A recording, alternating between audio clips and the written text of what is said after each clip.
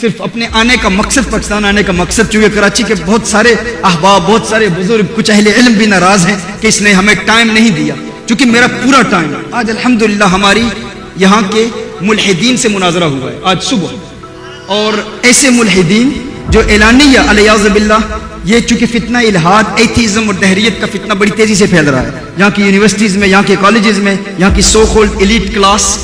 آج ہمارے بچے، یہ بات میں نے 2019 میں ایک آرٹیکل کی صورت میں یہاں پر بیان کی تھی، علماء کی بارگاہ میں ریکویسٹ کی تھی کہ ہمیں، اب ایک دور تھا کہ لوگ مفتیان کرام سے وراثت کے مسئلے پوچھا کرتے تھے، ایک دور تھا کہ لوگ نکاح طلاق کے مسائل پوچھا کرتے تھے، زکوٰۃ کے مسائل پوچھا کرتے تھے. آج ہمارے بچے یہ سوال نہیں پوچھتے، آج وہ پوچھتے ہیں کہ نبی کریم صلی اللہ علیہ وسلم نے سیدتنا عائشہ رضی اللہ تعالی عنہا کے ساتھ 6 سال کی عمر میں نکاح کیوں کیا اور پھر رخصتی 9 سال کی عمر میں کیوں ہوئی.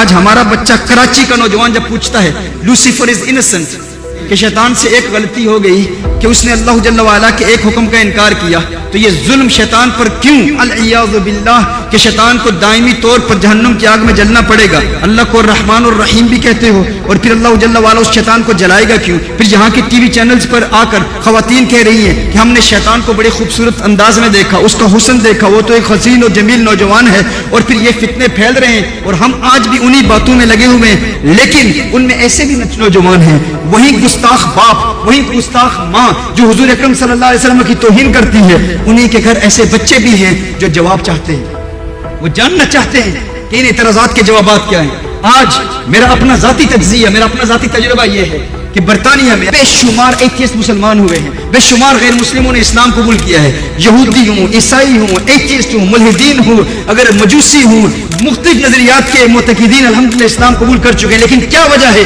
کہ پاکستان میں ایتھیزم کا فتنہ اتنی تیزی سے پھیل رہا ہے؟ پاکستان کا ملحد اسلام قبول نہیں کرتا، اس میں رعونت تکبر اس قدر ہے، وہ اسلام قبول نہیں کر رہا. اور یہ فتنے یہاں اسی شہر کراچی میں شیطان کی پوجا کی جا رہی ہے، سیکرٹ سوسائٹیز بنی ہوئی ہیں، الومناٹی، فری میسنری، سیٹنسٹ موومنٹس. یہاں کی یونیورسٹیز کے بچے، ابھی لاہور میں لمس یونیورسٹی، فرسٹ یونیورسٹیز کے اسٹوڈنٹس کے ساتھ میری نشستیں ہوئی ہیں اور ہم اپنے احباب سے بات کرتے ہیں. لیکن کل قیامت کے روز جب یہ بچے ہم سے پوچھیں گے کہ آپ نے ہمارے سوالوں کا جواب کیوں نہیں دیا، کیونکہ ان کے بچے ہمارے مولوی سے رابطے میں نہیں ہیں، وہ ہماری مسجدوں میں نہیں آتے، وہ ہم سے سوالات نہیں کرتے، ان کا تعلق ایک مختلف طبقے سے ہے، وہ ہماری مساجد میں آتے ہی نہیں، نہ وہ علماء سے قریب ہیں کیونکہ ان کی تربیت کسی نے کی ہی نہیں. اگر یہاں سے اگر ہم جا کے برطانیہ کے انگریزوں کو دین کی دعوت دے رہے ہیں، ان کو اسلام کی طرف راغب کرنے کی کوشش کر رہے ہیں، ان کے اعتقادات اور ان کے نظریات کا رد کر رہے ہیں اور ان کے اعتراضات کے جوابات دے رہے ہیں، تو کیا پاکستانی مسلمان پر یہ فرض نہیں ہے کہ وہ اسلام پر کیے جانے والے اعتراضات کے جوابات سیکھے؟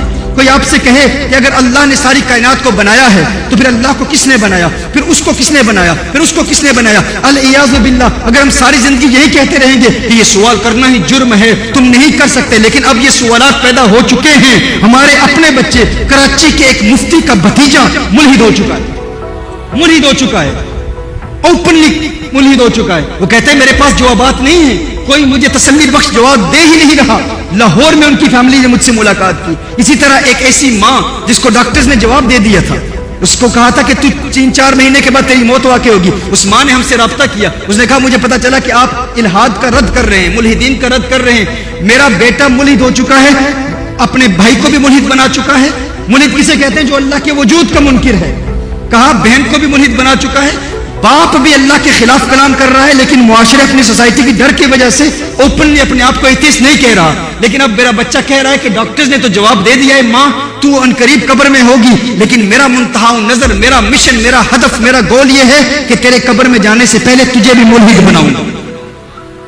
جب یہ فتنے ہمارے اس معاشرے میں پھیل رہے ہوں، اس تیزی سے پھیل رہے ہوں کہ بیٹا چاہتا ہے کہ ماں قبر میں جانے سے پہلے کافرہ ہو جائے، وہ بیٹا ہمارے پاس آیا، کچھ وقت ہمارے پاس گزارا، جس وقت علماء مجھ سے ناراض ہو رہے تھے، کچھ ہمارے آرگنائزیشنز والے، کچھ فقط میلاد مصطفیٰ صلی اللہ علیہ وسلم کی کانفرنسز کرنے والے، لاکھوں کروڑوں روپے فقط ناتھانی پر خرچ کیے جاتے ہیں.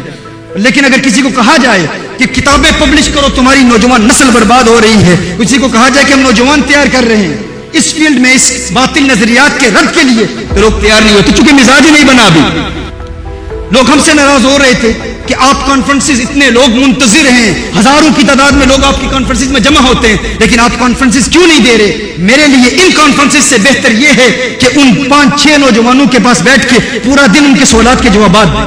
آج الحمدللہ جو ہماری ڈیبیٹ ہوئی ہے, اتنی کامیاب ڈیبیٹ ہوئی ہے, اور اس کے لیے ہمیں بہت محنت کرنی پڑتی ہے.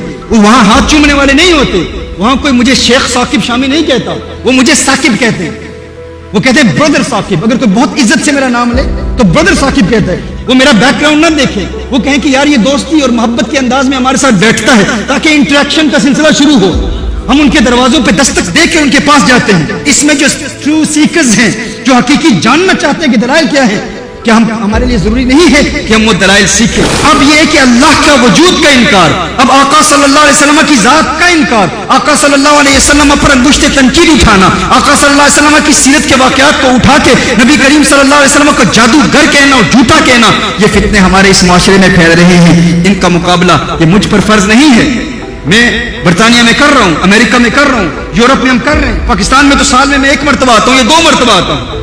لیکن پھر بھی اگر ہم یہاں پر گلیوں بازاروں میں جا کر, ان کی پارکوں میں جا کر, ان کے نوجوانوں سے ملاقات کر کے, ان کے گھروں میں جا کر, ایسا بھی ہوتا ہے. 1 مرتبہ ایسا بھی ہوا, ان کے ایک بہت بڑے گروپ نے مجھے لاہور میں بلایا, اپنا ایڈریس دیا, اور رات کے وقت رکشہ پکڑ کے میں ان کے گھر میں گیا. دروازے پر دستک دی, پتہ چلا یہ ان کا گھر ہی نہیں ہے. بعد میں سوشل میڈیا پر انہوں نے یہ پیغام پھیلایا کہ دیکھو ہم نے اس کو بے وقوف بنایا. ایسا بھی ہوتا ہے, یعنی تمسخر اڑاتے ہیں. لیکن پھر بھی الحمدللہ ہم کہتے ہیں ان کانفرنسز سے زیادہ اہم ہمارے لیے ان کو وقت دینا ہے, ان کو وقت دینا ہے. یہ ہمارے لیے انتہائی اہم ہے. تو آپ ناراض نہ ہوں, لیکن اس کے باوجود اگر یہاں آپ کے پاس آئے ہیں تو کچھ تو محبت ہوگی نا آپ کے دلوں میں, کچھ تو پیار ہوگا.